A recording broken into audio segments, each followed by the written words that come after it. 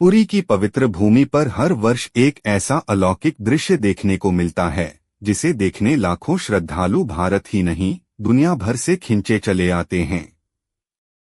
यह है भगवान जगन्नाथ की रथ यात्रा, एक ऐसा पर्व जहां स्वयं भगवान अपने भक्तों के बीच रथ पर सवार होकर निकलते हैं।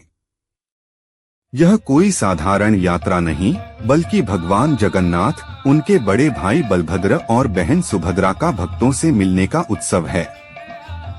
मान्यता है कि एक बार माता सुभद्रा ने अपने भाइयों श्री कृष्ण और बलराम से बाहर की दुनिया देखने की इच्छा जताई थी। तब दोनों भाई बहन को रथ में बैठाकर नगर भ्रमण पर ले गए। तभी से यह परंपरा हर वर्ष जीवित है।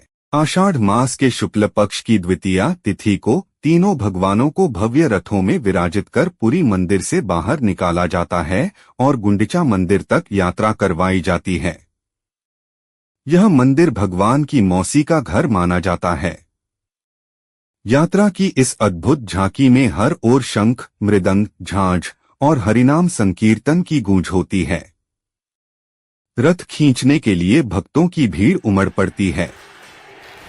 ऐसा माना जाता है कि भगवान के रथ की रस्सी खींचना जीवन के सारे पापों से मुक्ति दिलाता है। रथ यात्रा के दौरान भगवान रथ से सीधे भक्तों को दर्शन देते हैं। न किसी दीवार का पर्दा, न कोई सीमा, बस भक्ति और कृपा का महासागर बहता है। गुंडिचा मंदिर में भगवान 9 दिनों तक विश्राम करते हैं। यह समय उनका अपने ननिहाल में बिताया हुआ समय माना जाता है।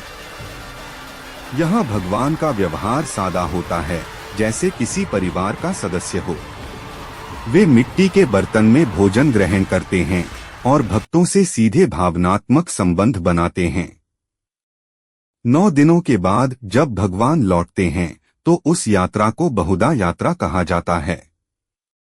लौटते समय वे अपनी मौसी के मंदिर अर्धासिनी देवी के स्थान पर रुकते हैं और वहां उन्हें ओडिशा का प्रसिद्ध व्यंजन पोड़ा पीठा भोग रूप में चढ़ाया जाता है। जगन्नाथ रथ यात्रा केवल एक परंपरा नहीं, यह दर्शाती है कि भगवान अपने भक्तों तक स्वयं आते हैं। वे सिंहासन से उतरकर रथ पर सवार होते हैं, भीड़ में चलते हैं, धूप और वर्षा सहते हैं, बस अपने भक्तों के प्रेम के लिए। यह यात्रा समानता, भक्ति और सेवा का प्रतीक है। इसमें कोई बड़ा छोटा नहीं, कोई ऊंच नीच नहीं, हर कोई एक ही रस्सी से भगवान को खींचता है और भगवान भी हर किसी को एक समान प्रेम से निहारते हैं। यही है रथ यात्रा का सबसे बड़ा संदेश, भगवान हमारे हैं और हम उनके।